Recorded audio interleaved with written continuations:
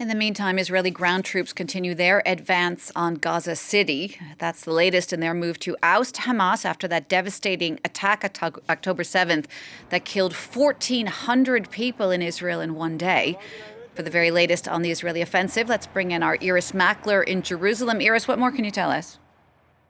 I can tell you that details of the war plan are being kept from us by both sides, actually. But we have heard from Israeli officials that they are now at the gates of Gaza City, as one put it. And I've heard and read Israeli military analysts saying that the Israeli troops have, in fact, advanced quicker than was expected, which brings with it its own set of complications. What we can see for ourselves is that this war effort, this ground offensive, which is land, sea, and air attacks coordinated together, has come in a pincer movement in the north of the Gaza Strip, first of all, which is why Israeli officials have been asking or demanding or warning civilians to go south.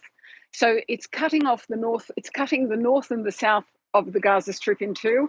And now there's a pincer movement. Originally, the troops came in from the east, then they came down from the north, and they're isolating Gaza City. Gaza City, the seat of Hamas's power in the Gaza Strip, if you like.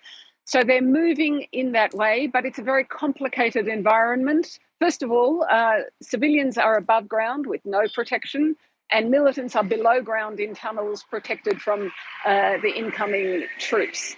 So even though there are fewer civilians now because there's been a massive movement, still, there are many civilians, as we've seen in the footage from the Jabalia, the two missile strikes yesterday and the day before in the Jabalia refugee camp just north of Gaza City.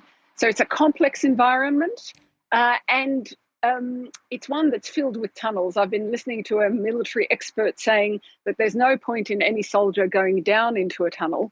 Their aim is to bring the militants up and out. So they block the exits and wait for them to come out. And what we heard from the IDF, the Israel Defense Forces spokesperson last night, was that leads to serious hand-to-hand combat at times between the militants who emerge and the Israeli troops on the ground. Last night, he said it resulted in the deaths of dozens or even hundreds of militants, the deaths of 18 Israeli soldiers so far. And I have to say that those deaths of militants, those numbers are impossible to verify because Hamas doesn't report the numbers of its militants killed.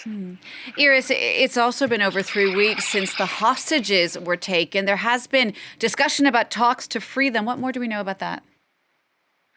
Yes, there is. It's believed that almost from the first there have been discussions. From Qatar is involved, Egypt is involved, the US is coordinating. And despite all these promises along the way, the only releases we've seen have actually been Hamas doing it as a gesture, four women released that way, and the Israeli troops freeing one woman whom they came across during this ground offensive.